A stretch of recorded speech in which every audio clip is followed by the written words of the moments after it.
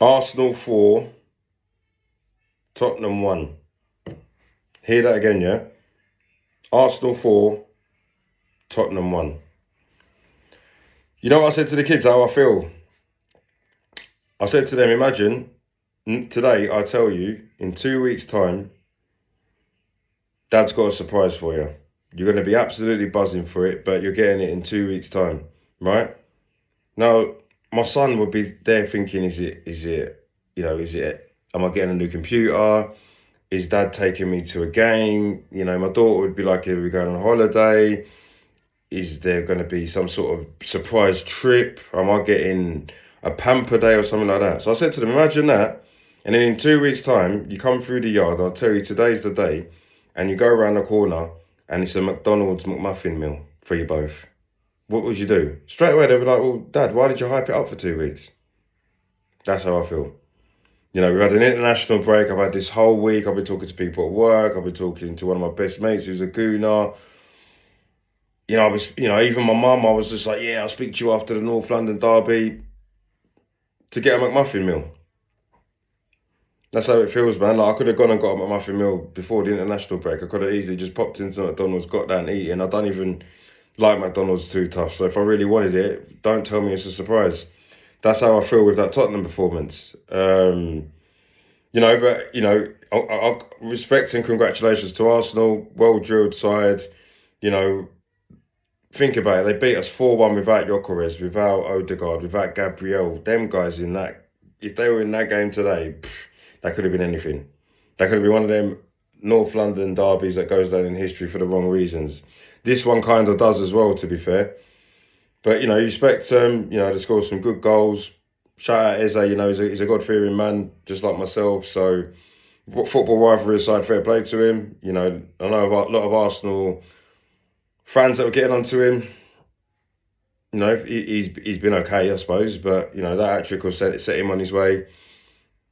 And I hate to say it, but Arsenal have put not necessarily one hand on the Premier League, a few fingers though, because of that performance, and we literally handed it to him.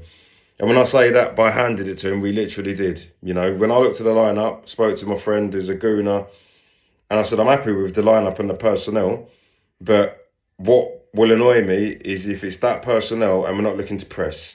Because if you look to press, my thoughts on it is if you've got that back five, you tell your wing backs to push up and make it sort of midfield four with Paulinho and Bentancur, and then you tell the other three, as in Richarlison, Kudus and Odegaard, you lot don't look behind you because we've got a unit behind you. Just press, sprint, win the ball, do all of that. That's where I'm happy with that formation because we did it against PSG. We had that bank of three, then another four, and you said to Papsar, Kudus and Richarlison, you lot just run around and do your stuff. And don't worry about what's going on behind you because we've got sort of 7-8 men behind you. You lot just run around, press, win the ball high up the pitch, and we'll take it from there.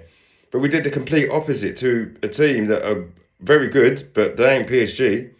And we gave them more respect in a North London derby. This result is all on Thomas Frank. We can all sit there and say Richarlison. Richarlison was playing like he's drunk, even though he scored a brilliant goal. Odegaard comes across like he's thinking about, he can't wait for the girl that he's got around his yard later. Kudus was subdued, but he's just come back from injury. Bentancur and Paulinho is just a partnership that I'll never understand. And, if you're going to sit off, you're basically saying to Arsenal's front three, and midfield three, sorry, that we're not going to pressure. Now, if imagine in an ideal world, yeah, you've got Bentancur and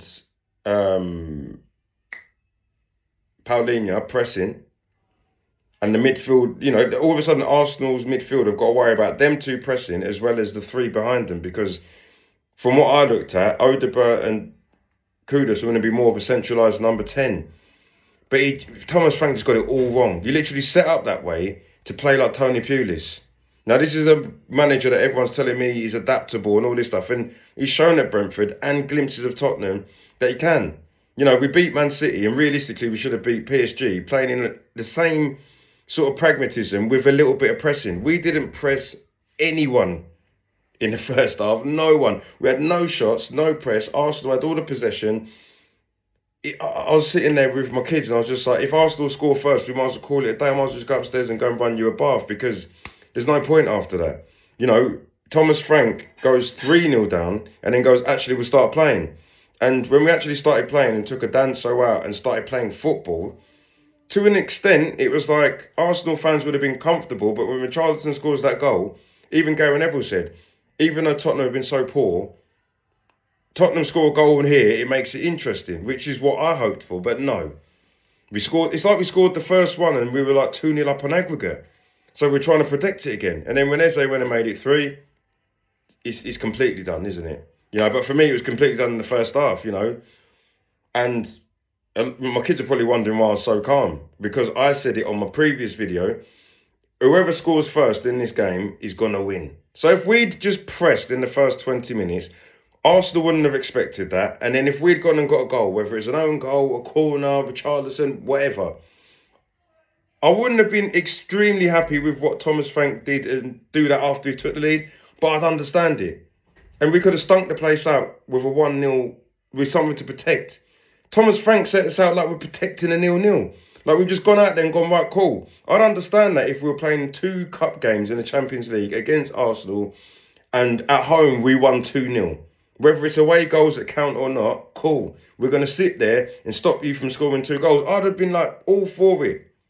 Now, for me, I even said it when we came out, fine, stink the place out for 10 minutes, 15 minutes, 20 minutes, but then push up 10 yards. We carried on stinking even though we were 2-0 down, and then we came out, stunk, and then we within the first minute succeeded again. And that's when Thomas Frank went, oh, actually, you know what? Let's try and score now. And then when we try and score, we do score. Xavi Simons is getting on the ball. I'm looking at it thinking, come on, get a second. And for about 10 minutes, any Spurs fan in their right mind would have been like, is it going to be the imaginable? No. Thomas Frank then literally took the pedal off and 4-1, game over. And, you know, any Arsenal fan would tell you straight, they wouldn't have said that that was a brilliant performance. They won't sit there and say that, you know, when they beat Man City 5-1, was it last season or the season before? And you said to them, which performance was better? Not only did they beat Man City 5-1, they royally destroyed them. That could have easily been 9 or 10-1, right? And that was a performance. You know, me put my football head on rather than my Spurs head on. I was like, mate, Arsenal were on job. Do you know what I mean?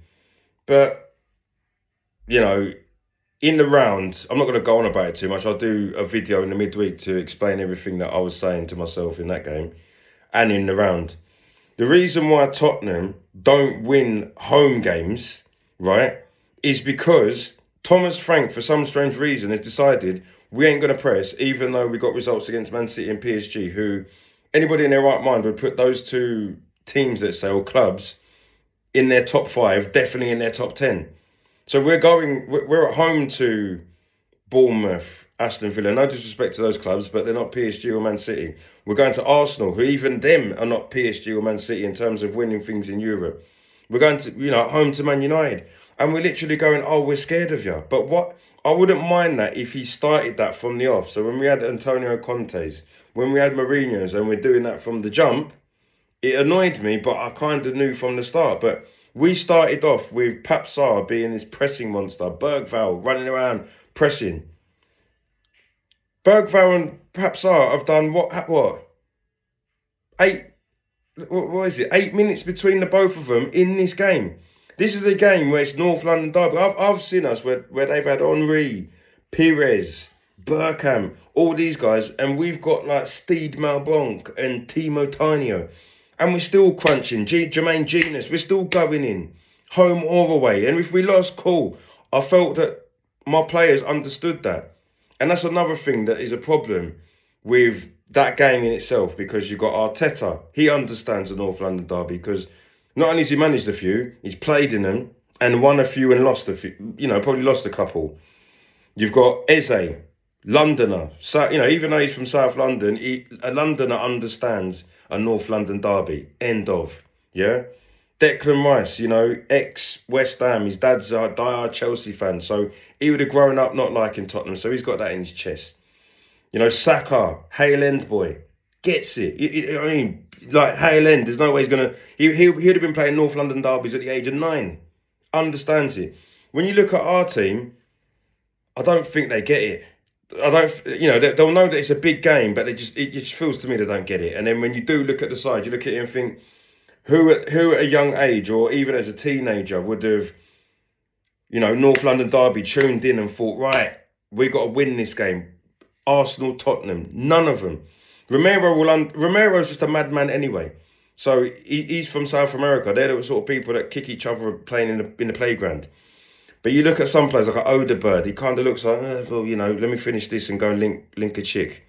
You got a doggy, cool. I think the only person that probably understands it to an extent is Jed Spence. But again, it's like, you'd have a Solanke, a Maddison, British players that would understand it. But, Jed Spence, he's probably the only one that really get it because he's from London.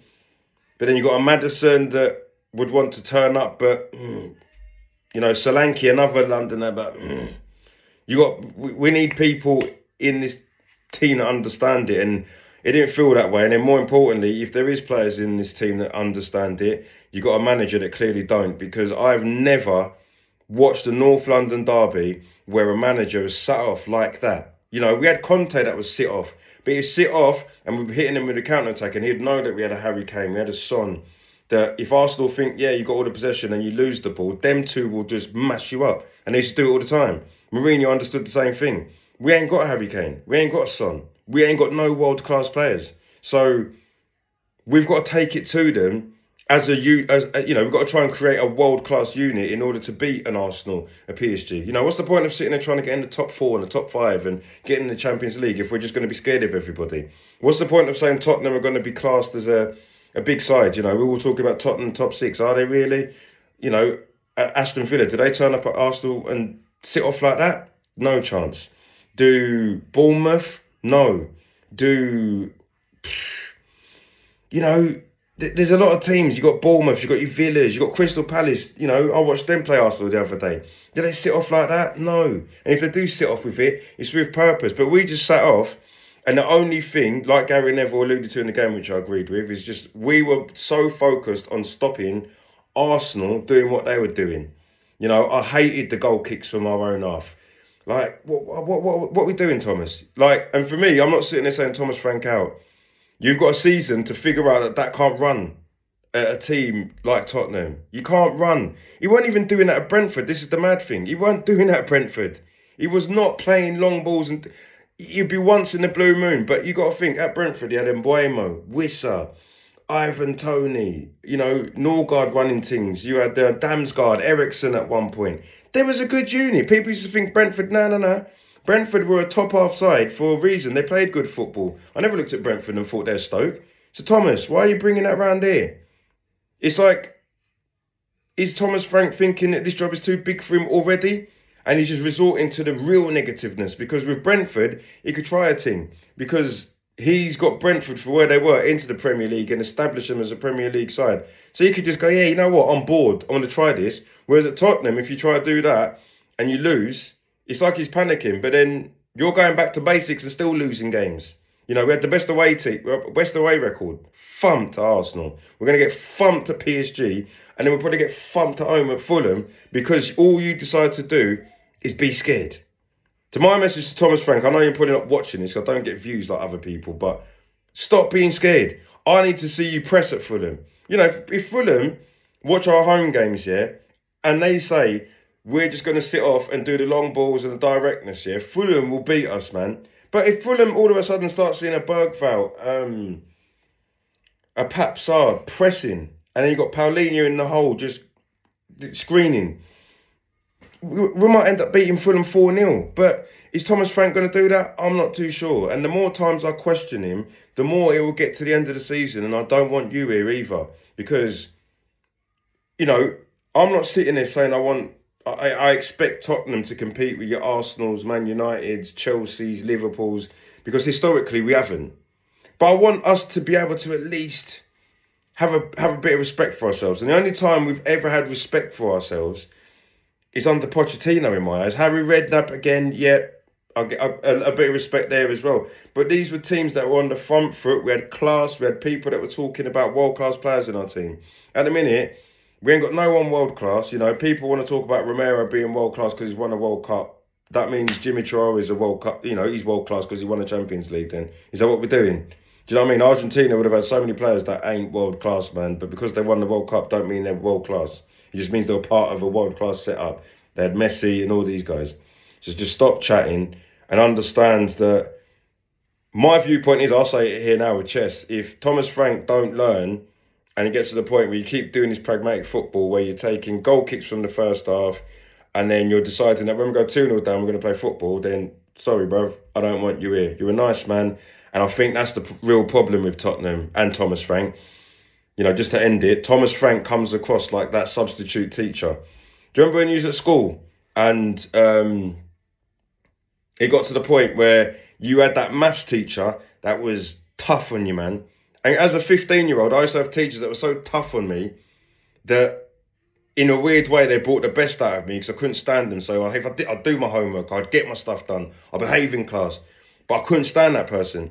As soon as they brought in a substitute teacher, man, I was just, oh, right, cool. Started like jamming with the boys, cracking jokes at the back.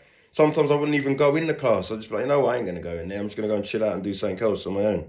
Why? Because he let me get away with it. That's what Thomas Frank comes across to me. Like, I can't imagine Thomas Frank in the changing room right now going mad. But even if he does go mad, there's probably a couple of players that get in the car and start laughing, going, he looks so stupid shouting. Or he didn't scare me shouting. Like, for instance, Thomas Frank comes across like somebody that's like my mum, for instance. My mum, when I was getting told off for being naughty, mum was the one that spoke and said things that made me think, oh, rah. You know what, man? Mum's got a good point. It was my dad that was the one that would make me think, rah, I've got to sort my life out, even as a little you. But then I had that balance. So it got to the point, my mum would do the talking, my dad would do the mad thing. But then it got to the point where that's why I became a good man, because I had that balance. Whereas if I just had my mum going, oh, just we're disappointed. But then my dad was like, we're disappointed. I probably wouldn't be the person I am now. Because I'd be like, oh, is that all we're doing then? You're just going to say you're disappointed? I know you're disappointed because I didn't go to school. Do you get what I'm saying? Whereas you just need, you look at someone like Fergie. Fergie would have just thrown boots at places. Fergie was throwing boots at people when they won. This is what I need my manager to do. So if you're going to be Mr. Softy Soft and you've got people like Romero and Jed Spence, they ain't listening to you, man. You know what I mean? There's a reason why Jed Spence walked off the pitch and was kind of like, shut up, man. Because you ain't got no respect for substitute teachers. That's how it is. So either grow some, Thomas, and start ruling the roost, or if you're going to go on like a wimp, then effectively crap filters downwards. Whether you run a business or a football team, it's downwards. So if you're soft, your player's going to be soft. You get soft results. Sacked. Have a blessed weekend, because I'm going to try to now. Love.